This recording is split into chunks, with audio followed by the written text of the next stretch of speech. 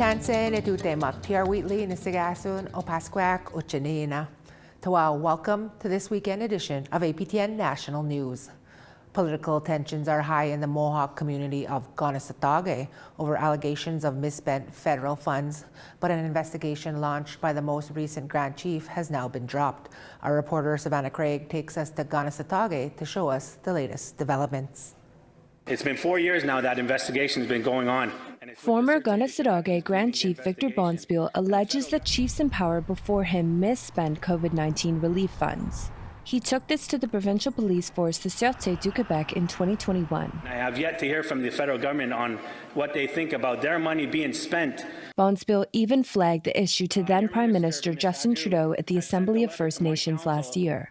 These charges have now been dropped by the Sûreté du Québec. It's just another, another black eye to Kanesatake when it comes to the injustice that the federal government and the province has shown to us.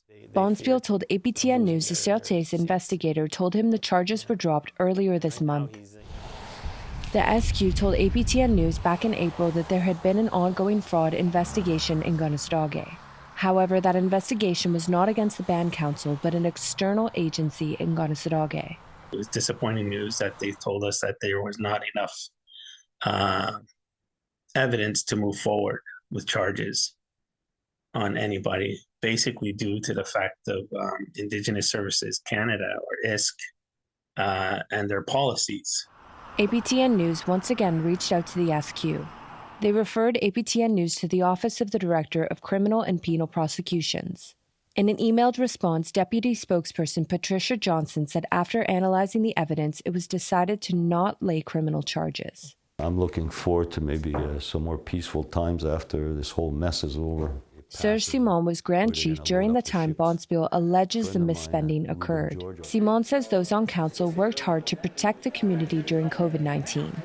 They went above and beyond, and they were crucified for it. So I kind of go between the anger I feel about it and the pride that I have that what we accomplished led to us having the lowest per capita death rate than any First Nation in Quebec. Bonspiel's issue with the former Band Council includes large payments to council members under the Emergency Response Unit, or ERU. Unaudited financial records for the 2020 fiscal year appear to show that Councillor Patricia Mayer received close to $500,000. Under Labour law, after a certain time, you get time and a half, and if you work, in which they did, during holidays, it was double time. And the hours that they worked, I don't think at the beginning of this anybody had any idea how much work is going to be involved, for how long. You know, a global pandemic could last months or years. And since we have no police force, we have no fire station, the ERU had to fill in some of those roles to a certain point.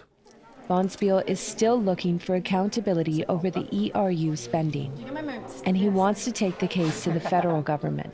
After all, it is federal monies that were sent here, over $5 million. Right now, in my capacity, I can't really do much. I'm waiting for an election. Bonspiel says he will run again as Grand Chief in the next election. Savannah Craig, APTN National News, Kanesatake, Mohawk Territory. Kinanaskamet in Savannah, over to Alberta, where the keepers of a water non-profit environmental group in Alberta teamed with other environmental groups and the chief of the Cold Lake First Nations when they made demands this week. They want the proposed Pathways Alliance project stopped. The project would capture CO2 from multiple oil sands and store it underground hundreds of kilometers away. APTN's Chris Stewart has more. The Alberta oil sands produce the highest levels of CO2 in Canada, the gas that causes global warming. Pathways Alliance is a collaboration of 6 of the biggest oil companies, and they want to build a 400-kilometer-long pipeline from Fort McMurray to spots around the Cold Lake area. The pipeline would contain trapped CO2, and keepers of the water say it will use water to transfer it and store it underground. It's called the Pathways Alliance CCUS project, and it's a $16 billion project. The recent federal budget allows a 60% tax credit for carbon capture investments. Jesse Cardinal, the executive director of Keepers of the Water, says CO2 is a huge issue, but the lack of water and contamination issues make the project unviable. So yes, there's a problem. Is the solution to use massive amounts of water and pipe it down and store it underground in the Cold Lake, Elk Point, and St. Paul area? No, because there are a lot of people in that region that have water wells. They have groundwater wells. So you cannot be mixing toxic liquid waste into underground reservoirs. Mark Dorn has worked for decades in the oil and gas industry. He says a leak is not a matter of if, but when. It's troubling, to say the least, that all federal and provincial political parties support CCUS. I question who their technical advisors are. I question the soundness of their decisions. And I know that the oil industry spends some $50 million heavily lobbying governments at all levels for subsidy of their industry with essentially no countervailing lobbies at all. And Cold Lake First Nations chief does not want this pipeline on his land. They talk about reconciliation, but all this stuff happens, bills passes without our consent or even knowledge about it. You know, even when we give input, you know, they're just totally ignored. Pathways Alliance President Kendall Dilling sent a statement to APTN that read, in part, carbon capture and storage is a proven technology used around the world, including here in Canada. According to the Global CCS Institute's 2025 report, there are 77 carbon capture and storage projects in operation, 47 under construction, 313 in early development, and 297 in advanced development. The office of Tim Hodson, the Federal Minister of Energy and Natural Resources, told APTN in a statement, in part, that the new federal government's approach to building major projects is grounded in partnership with Indigenous right holders. We will always work with impacted Indigenous peoples to ensure their concerns are heard and addressed in a meaningful way. The Office of the Alberta Minister of Environment and Protected Areas also sent a statement which reads in part, claims that the Pathways Project or any other CCUS initiative will lead to water shortages or create dangerous environmental risks are scientifically wrong. No water will be in this pipeline, which will move CO2 as a compressed gas. Chris Stewart, APTN National News, Edmonton. Tapwagi, Chris. This week, more information was released on the man Winnipeg police allege is behind 22 arsons in the city within the span of 6 months. WPS say they aren't closing the chapter on the case yet as they discover more details in their ongoing investigation. Sav Jonza gives us this report. One man has been arrested following an investigation into several instances of arson and property damage across central Winnipeg since June. Jesse Wheatland faces 22 criminal charges, including 13 counts of arson causing damage to property, arson with disregard for human life, and multiple break-and-enter offenses. We feel this is going to give the community a sense of a relief from probably what they've been feeling and experiencing through the summer. Winnipeg police say the 35-year-old is believed to have acted alone in 22 arsons. 11 locations were damaged, including restaurants, nightclubs, and other buildings. Police are connecting Wheatland to the recent fires at the constituency offices for provincial cabinet ministers Nahanni Fontaine and Bernadette Smith. The last months have been very uncertain. And in some respects, it has left us feeling a little bit scared and frightened sometimes. Wheatland appears to be a constituent of Smith's Point Douglas neighborhood, where he was arrested Tuesday on Magnus Avenue shortly after a fire broke out at an addictions treatment center nearby. He has since been connected to that fire. Over the past year, Wheatland shared multiple posts to Facebook groups for the Point Douglas neighborhood. Many of them express opposition to a proposed supervised consumption site, part of Smith's portfolio as addictions minister. Police say they have insight into Wheatland's motives, but could not share them because the investigation is ongoing. We have a lot of work to do. We have a lot of work with Manitoba Justice, securing judicial authorizations. There's a lot of evidence still to obtain and work through. So I'm not going to bookend it saying that that this is the end of it, but this is what we know right now. WPS have confirmed to APTN News that they've connected Wheatland to Sunday's vandalism at the Assembly of Manitoba Chiefs building on Portage Avenue. The charges have yet to be proven, and the case is expected to appear in court Tuesday, November 25th. Sav Jones, APTN National News, Winnipeg. Tapwegi, Sav. When we come back, we take you past north of 60 to check in with Justin Hardy and Charlotte Moore-Jacobs. Be back shortly. Cheskwa.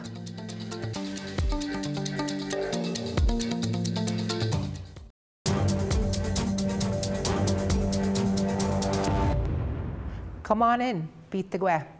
Nunavut has new territorial leadership, and as Justin Hardy tells us, Tuesday night, a majority of the 21 MLAs elected on October 27th chose Arviat North Representative John Main to lead their new government.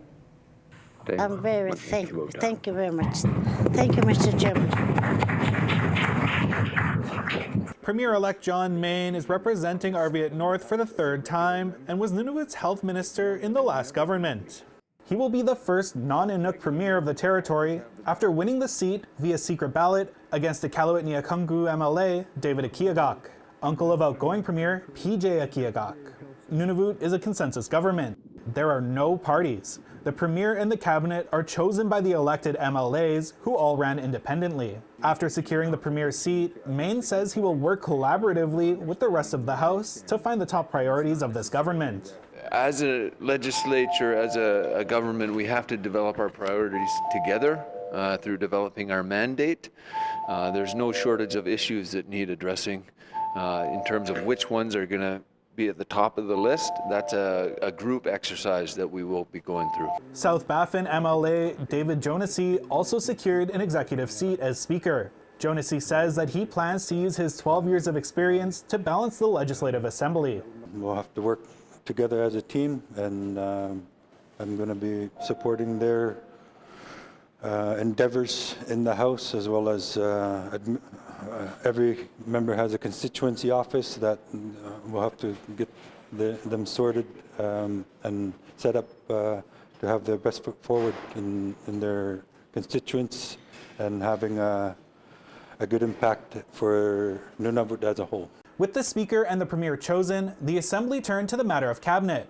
9 MLAs were nominated, but only 8 managed to get enough votes to secure a seat. Among them was David Akiagak, who earlier in the night lost his bid for the Premier's seat. I am very, very proud and congratulate Mr. John Main.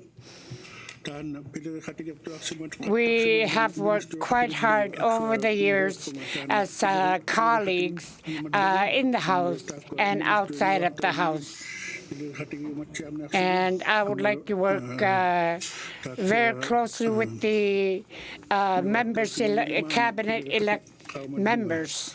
Also chosen for cabinet are Annie Tatwini, Brian Kunu, Cecile Nelvane-Lyle, Craig Semelik, George Hicks, Gwen Healy-Akirak, and Janet Brewster. Premier-elect Main will appoint the 8 new cabinet members to their portfolios in the coming days. All of them will be sworn in on Thursday. Justin Hardy, APTN National News, Iqaluit. Kanesatate, Justin.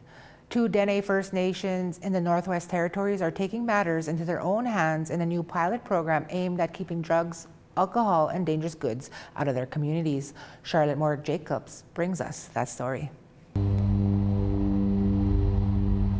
When these planes touch down in the Sahtu Northwest Territories, they'll be free of drugs, alcohol, and dangerous goods. Peace of mind for Joseph Toback. To us, every seizure is a potential life saved. Loss of community members, mothers, fathers, sons who just aren't here. Toback is one of several leaders spearheading a pilot project that sees dogs search luggage and cargo on airplanes leaving Yellowknife and arriving in the isolated communities of Fort Good Hope and Delaney. We've collaborated and, at the direction of the Assembly, given all the concern and the issues around this substance making its way into the communities, we wanted to act, and I think this was like the first step that we we found that would be impactful. Back in May, the Dene Nation held a 2-day forum to discuss the urgent need for community protection and security. We have challenges with security at some of the small airports. Discussions on how to tackle the issue of drugs and violence, investing in prevention. Mark Hicks is the guy to call. He worked as an RCMP member for 32 years before running his own crime detection canine business for the last 15. I work for several Indigenous communities, not just one or two. It takes a while to have them buy into it, but once they see the effect that it's had, we're seeing a huge drop in numbers from spousal assaults and domestic abuse. And we hope that translates into violent crime or sexual assaults or any crime. But we have an opportunity here from this perspective to have a huge effect on the way that things have been done here in the past, change them good for the future. The RCMP are bound by legal and constitutional constraints, such as requiring reasonable cause before conducting a search without a warrant. But Hicker says it's about education over enforcement, and First Nations having the autonomy to decide how to handle crime. When his team finds dangerous goods and substances, they relay the message to the airline, who in turn lets the community know. The 500-person Kasho-Gotene Dene and Métis community of Fort Good Hope isn't alone. The Dene-Gotene government has also been using the same canine service since November 10th to keep its 600-person Dene and Métis community safe. Leadership from the DGG were away and unable to comment by airtime, but in a media statement say, this is being done from a health and safety perspective. Freight searches are also being conducted with other airlines from Yellowknife to those two communities. But the momentum can't end here. That's the message Chief of Fort Good Hope, Sean Granjam, says he wants the territorial government to hear. Upcoming winter, it's going to be opening up there too. So it's getting kind of scary because we're getting a little bit nervous because a lot of people probably owe money. And all the drug collectors and stuff are going to be coming up, and it's going to be on the winter. Chief Granjam says the program is costing the First Nation over $40,000 a month, so they will be appealing to the territorial and federal government this winter for support. Charlotte Mort-Jacobs, APTN National News, Yellowknife. Tapwegi to Charlotte. One more quick break. When we come back, we hear from our Ottawa correspondent Fraser Needham and Rachel May in Saskatoon. Be right back. Cheskwa.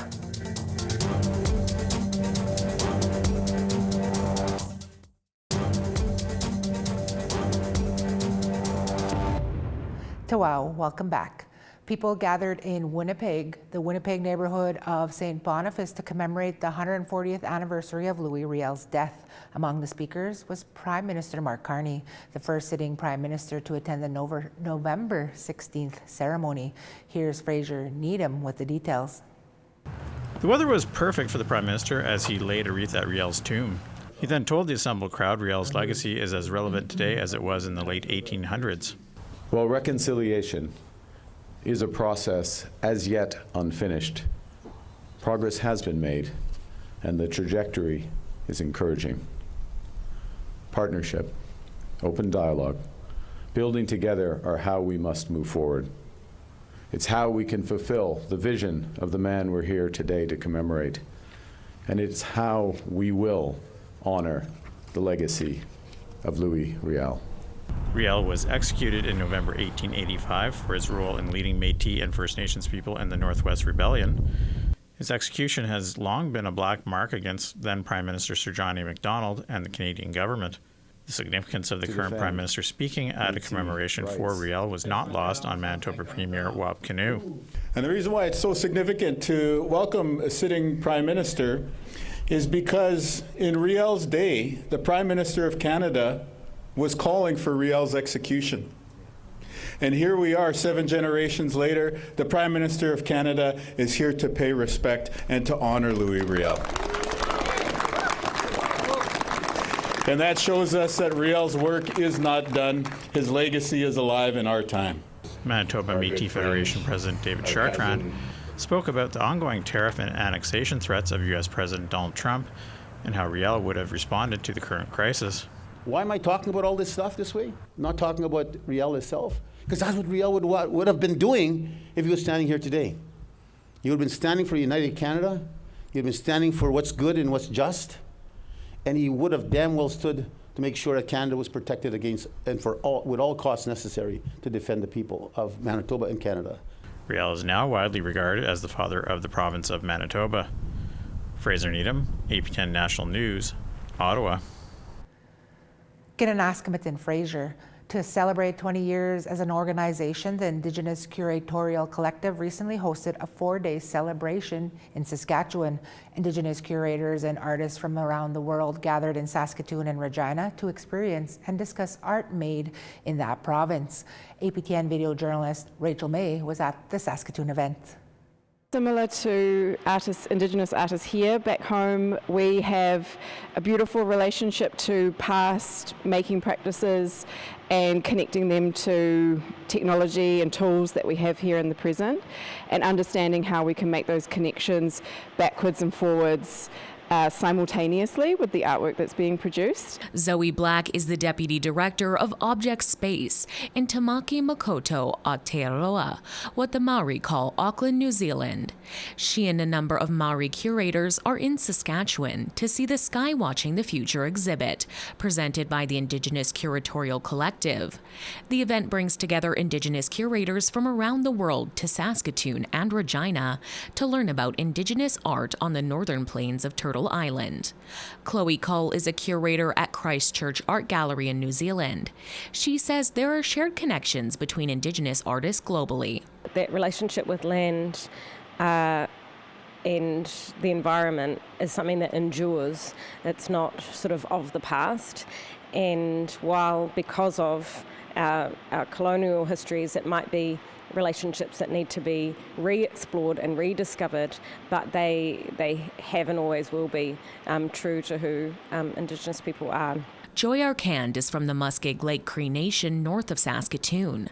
She has pieces in both the Ramey Modern Art Gallery in Saskatoon and the Mackenzie Art Gallery in Regina. She wouldn't speak on camera, but did take time to explain her piece to APTN off camera. This one was inspired by a conversation between two women from the Muskeg Lake Cree Nation speaking about how the ripening of choke cherries marks the beginning of a change of seasons. It will be at the Ramey for the next 5 years. Her piece at the Mackenzie Art Gallery in Regina features a series of family photos. It will be up until March 22nd, 2026. Skywatching the Future panels, workshops, and artist talks follow the Saskatoon event at the Mackenzie Art Gallery. Rachel May, APTN National News, Saskatoon. Tapwagich, Rachel, and that's your weekend news roundup with us here at APTN National News. I'm TR Wheatley, and it's been a pleasure to be here with you. Enjoy the rest of your weekend, and please be safe. The world still needs you. Kristen and Dennis are back on Monday. Until then, from all of us at APTN to all of you, Egasi, Gitam, Kikawapamitinano.